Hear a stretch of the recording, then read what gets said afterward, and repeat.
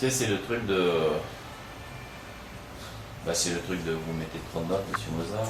Mais j'étais en train de penser à la musique. Parce que quand on est face aux œuvres, quand on prend de la distance, Ouais. mais vraiment la distance, alors on s'éloigne de l'œuvre, Ouais. on a quelque chose qui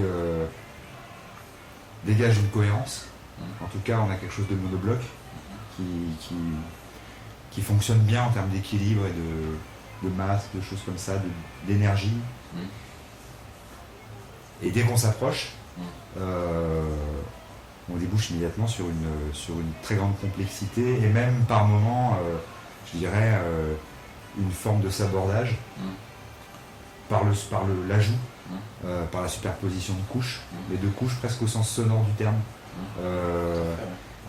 Et plus que de sabordage, je dirais même jusqu'à employer le terme de salopage, quoi.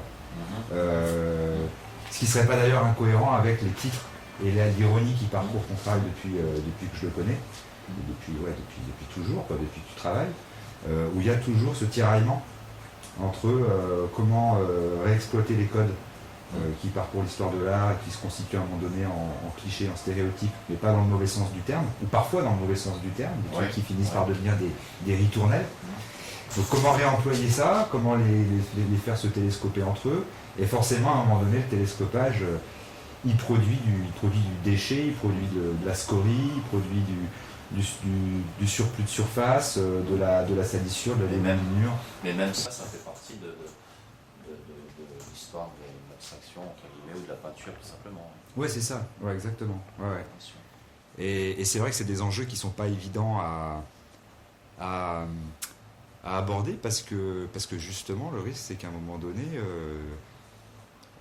comme tu disais tout à l'heure, le but, c'est toujours d'aller un petit peu plus loin que la joliesse ou la perfection dans l'équilibre des formes ou des découpes, etc. Et à un moment donné, c'est d'aller trop loin parce que le sabordage, en l'occurrence, il doit être un élément presque grammatical du tableau, mais il ne doit pas, à un moment donné, devenir la ponctuation qui fait tout s'effondrer, quoi. Ouais. Mais c'est pour ça qu'il faut qu'il y ait, je trouve que c'est bien qu'il y ait certaines œuvres qui soient effectivement beaucoup plus faciles d'approche, plus esthétisantes, on va dire, pour faire un peu court, qu'il y ait aussi des œuvres qui soient beaucoup plus difficiles de lecture, qui se constitueraient comme presque, on va dire, pour poursuivre sur l'analogie musicale, des pièces de musique contemporaine très élaborées, très complexes, avec un rejet de certaines formes d'esthétisme ou de mélodie ou de choses comme ça. Et ouais, voilà. L'esthétisme arrive fatalement toujours. Tu poses n'importe quelle chose sur un bout de truc, tu l'accroches, l'esthétisme est là tout de suite. Et celui-là, par exemple, je trouve qu'il fonctionne vraiment comme ça. C'est-à-dire que de loin, on a une cohérence, là je poursuis encore sur la musique, qu'on obtient en écoutant une pièce musicale dans sa globalité. Et puis quand on adopte un autre mode de lecture qui consisterait à analyser couche par couche ou instrument par instrument, ou mouvement par mouvement, les petites connexions, les petites articulations, on s'aperçoit que c'est extrêmement compliqué, que c'est strident, que c'est dissonant, et que finalement il y a même des superpositions qui entre elles fabriquent des effets de crête et produisent des espèces d'effets de mélodie inattendus où il y a presque une part d'accident par moment, ou des accidents heureux, ou en tout cas assumés, quoi. Et celui-là est très complexe, quoi, quand on s'en approche.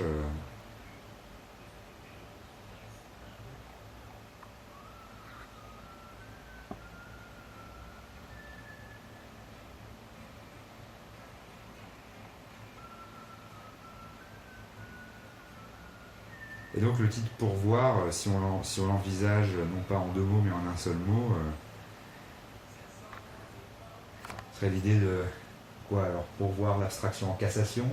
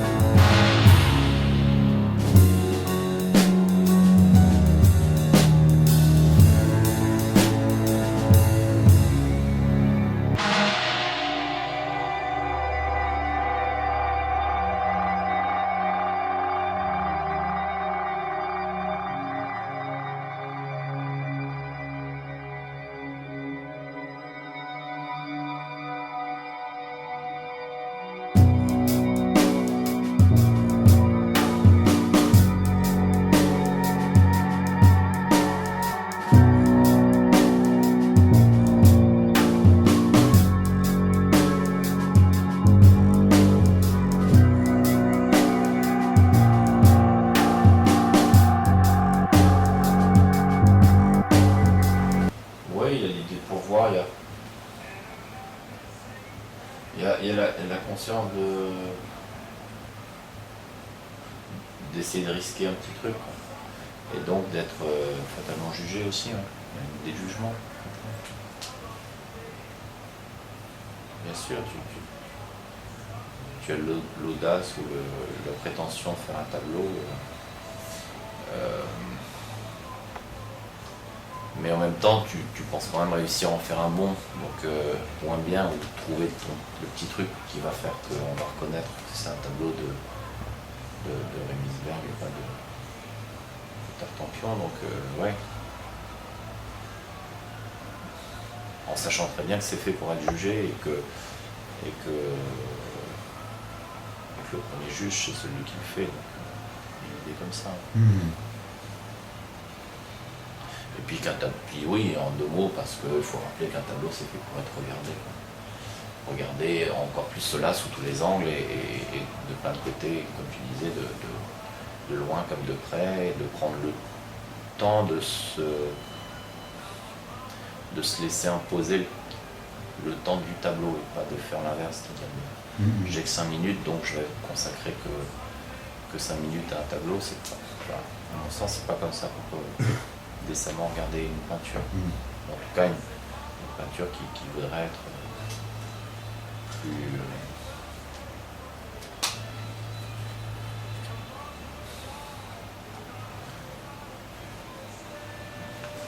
costaud. Moi, quand je présente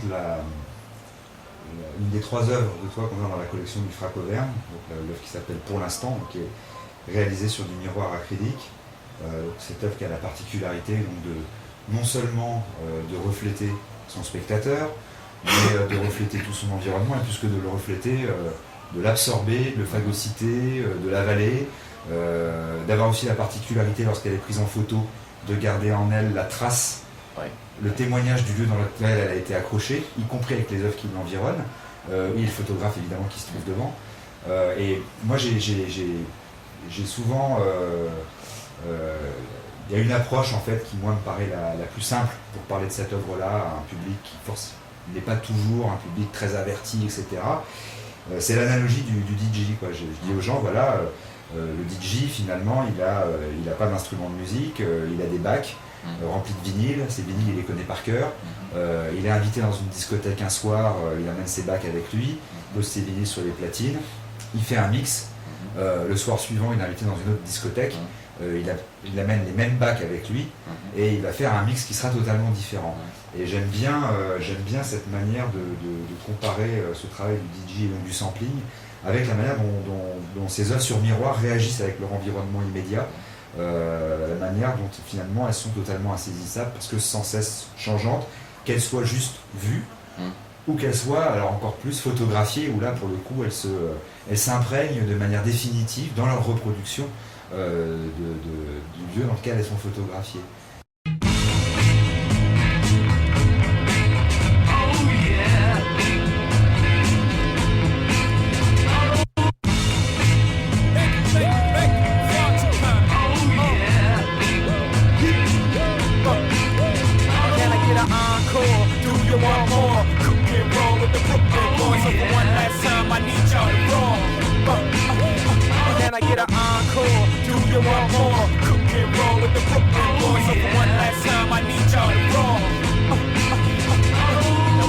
Fresher than whole, riddle me that. The rest of y'all know where I'm lurking at. Can't none of y'all mirror me back. Yeah, hear me rap, it's like G rapping his prime. I'm young H.O., rap's Grateful Dead. Back to take over the globe, now break bread. I'm in Boeing Jets, Slow Express. Out the country, but the blueberries still connect. On the low, but the yacht got a triple deck. But when you young, what the fuck you expect? Yep. Grand opening, grand closing. Goddamn your manhole, crack the... Et puis il y a un autre aspect qui m'intéresse bien aussi dans cette œuvre-là, et c'est quelque chose qu'on trouve notamment dans le film de Beckett qui s'appelle Film, où il y a cette caméra qui poursuit Buster Keaton comme ça, le long d'un mur puis dans une pièce, et où finalement dès que la caméra dépasse un angle de 45 degrés par rapport au dos de Buster Keaton, elle peut capter son visage et son regard, et là il y a une frayeur terrible de la part de l'acteur qui systématiquement se cache, etc. Et pour l'instant fonctionne comme ça, c'est-à-dire que dès qu'on franchit un certain angle, quand on est de biais, finalement, on se voit pas dedans. Et puis subitement, de face, même probablement à 45 degrés ou quelque chose comme ça, d'un seul coup, il y a cet échange qui se fait, qui pratiquement, on va dire, surjoue l'échange proposé par la peinture moderne. Je pense notamment aux Folies bergères de Manet. On voit la femme derrière son comptoir qui rougit légèrement avec le regard du type qui est peint devant elle, mais qui en même temps le regard du spectateur de l'œuvre. Et là, en fait, non seulement cet échange de regards apporté par la peinture moderne, il est là dans les peintures sonores, mais il est en plus, alors là, mis en abîme plus que ça même, puisque là, c'est notre propre regard qu'on finit par croiser dans l'œuvre. C'est du direct du producteur. Ouais. Et avec même, je dirais, enfin moi, il y a le côté amusant du truc, c'est pratiquement presque la flatterie, c'est-à-dire... Fatalement, c'est la belle des flatteries, c'est le miroir. Du type qui a acheté l'œuvre, qui la met chez lui et qui se voit dedans en la regardant. Qui est content de se voir. Donc il se contemple en tant qu'acheteur de l'œuvre. Ce qui est souvent le cas, je pense, pour plein d'autres œuvres. Oui. Que là, mais qui n'ont pas besoin de miroir, enfin qu'on n'en pas pour le coup. Et là, mais c'est un truc curieux, le miroir. C'est tellement évident que je me suis longtemps demandé pourquoi on n'avait pas plus peint sur le miroir. Tellement ça avait un rapport avec la peinture. Alors le début de ça, est-ce que c'est pas justement le grand miroir de Gerhard Richter, qui s'appelle Spiegel, donc miroir, où là il n'y a pas de peinture, c'est juste un miroir. Enfin pour moi tu veux dire, ou dans l'histoire Pour toi, ouais, est-ce que ça c'est une base, est-ce que c'est quelque chose qui se constitue à un moment donné comme un commencement ou un référent? Non, pas un commencement, je pense pas. Non, c'est une suite de petits trucs assez évidents.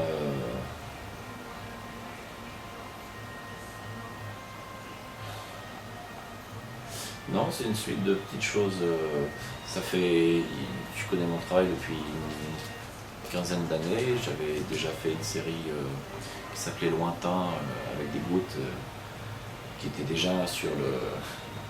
Qui est là pour le coup. Qu'on avait exposé au FRAC il y a 10 ans.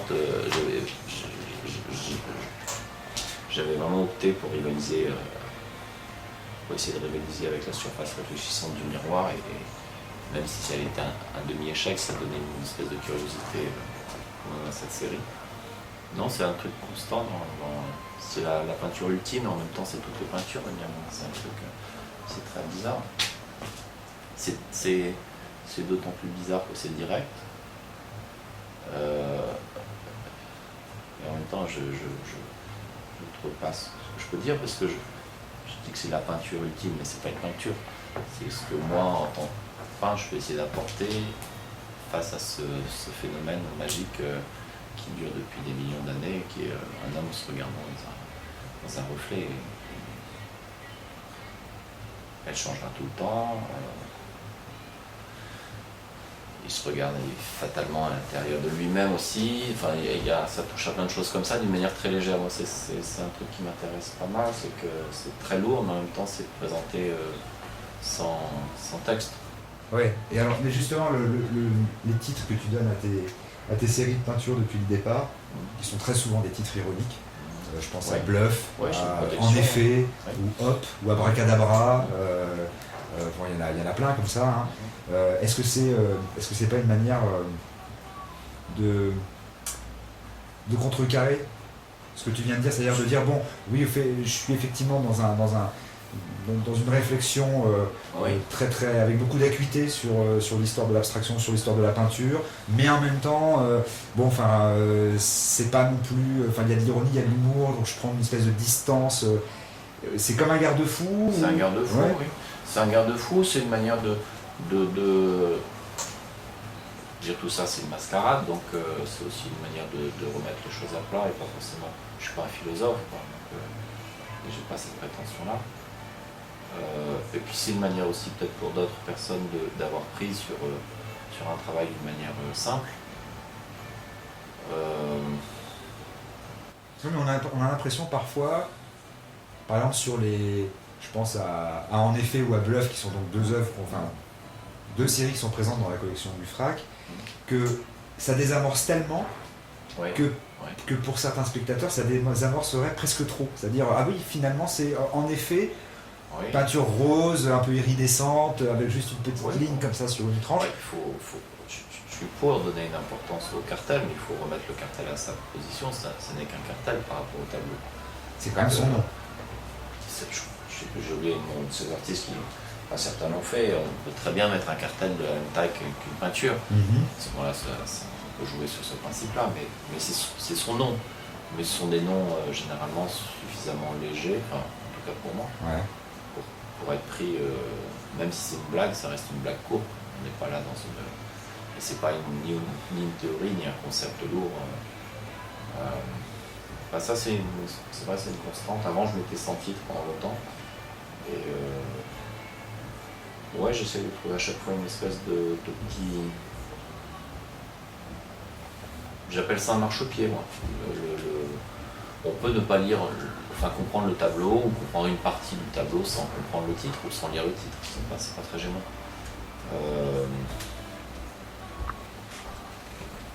D'autant plus que ça fait généralement partie d'une série, donc chaque tableau est une série avec un numéro. Ouais. Je suis assez fasciné quand. C'est vrai quand. Ça fait la deuxième fois que j'en parle, mais quand Godard passe du noir au blanc et du blanc au noir en montrant ce qu'est le noir et ce qu'est un blanc à l'image, c'est à la fois idiot, c'est très simple, mais c'est tellement énorme que ça rappelle tellement plein de choses que ce genre de ligne directe, ça me plaît plutôt. Mhm. Donc, c'est vrai.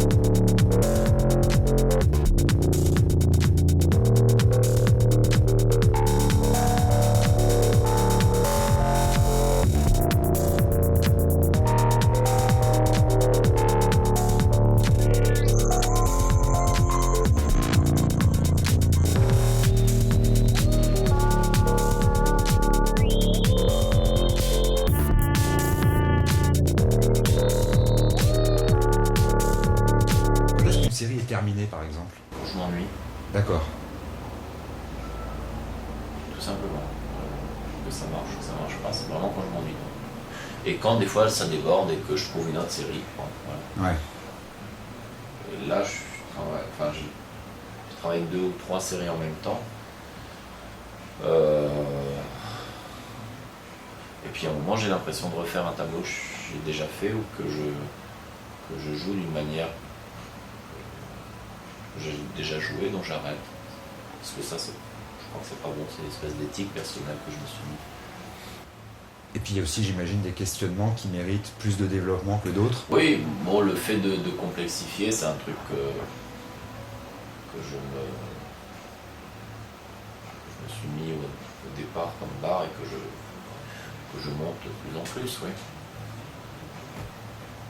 C'est un truc assez bizarre, je vais sans doute dire des conneries, mais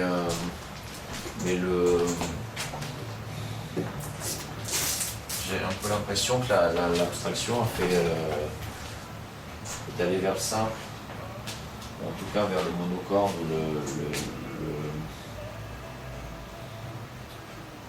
ou une lecture possible depuis Kandinsky en cours, voire même toute la peinture en général. Et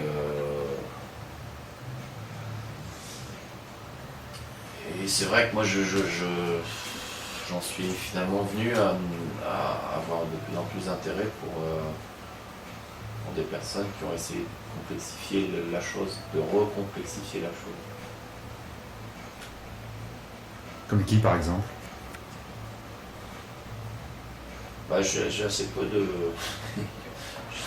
bons exemples à signaler.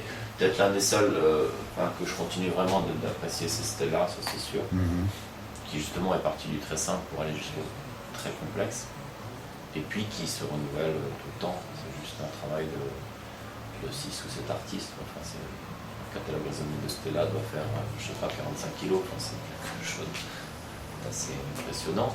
Mais quitte à se planter, quitte à faire des fois des choses abominables. Mais ça, ouais, c'est un truc qui m'intéresse beaucoup plus. Plutôt que d'essayer de trouver un système qui va être lentement découlé ou qui va... Mais après, c'est vrai que j'ai assez peu d'autres références. Alors, il y a des bouts de gens, des bouts de personnes qui m'intéressent, des bouts d'œuvres. Mais c'est en relation avec un intérêt que j'ai depuis longtemps pour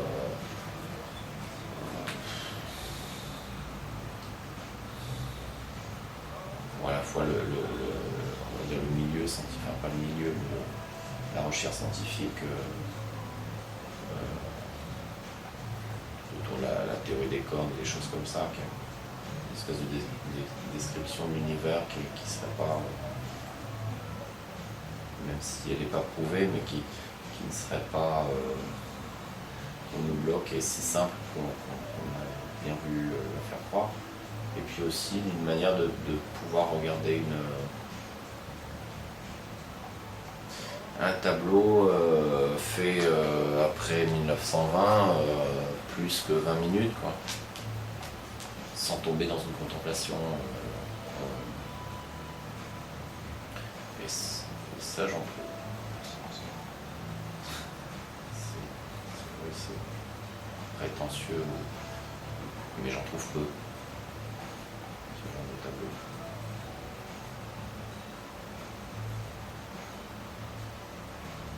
Donc j'essaye d'en faire. C'est tout. Mais c'est... oui. Il y a plein d'œuvres qui sont juste...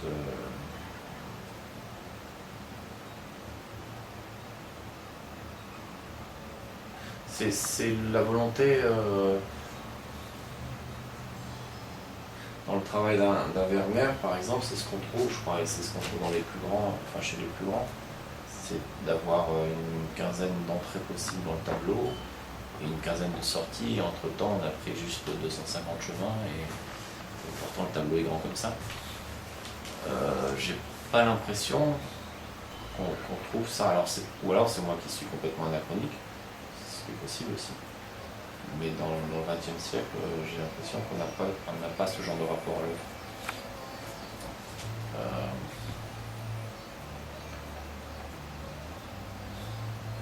Peut-être que l'époque ne veut pas de ça aussi, c'est possible. Les derniers, peut-être avoir tenté une espèce de truc comme ça, ce seraient les cubistes et de manière plus ou moins aléatoire, certains futuristes. Mais... Après, je vois pas trop qui d'autre chercher à travailler comme ça. Avec un retour, même si c'est pas contrôlé, c'est peut-être pas le mot, mais si c'est pas construit intérieurement, par exemple Richter avec ses abstract builders reconstruit une œuvre abstraite, mais pas un peu comme un gant qu'on retournerait, c'est-à-dire par l'extérieur, ça devient une œuvre abstraite. Mais ça ne l'est pas au départ. Ça devient une œuvre ou une peinture complexe, mais ça ne l'est pas au départ. Et c'est tout son brio, sa grande maîtrise qui fait que ça devient une œuvre importante, mais presque par défaut, parce que d'autres s'y attaquent pas. Et puis, puissance du bonhomme, et d'accord, mais donc c'est un peu ce qui me préoccupe.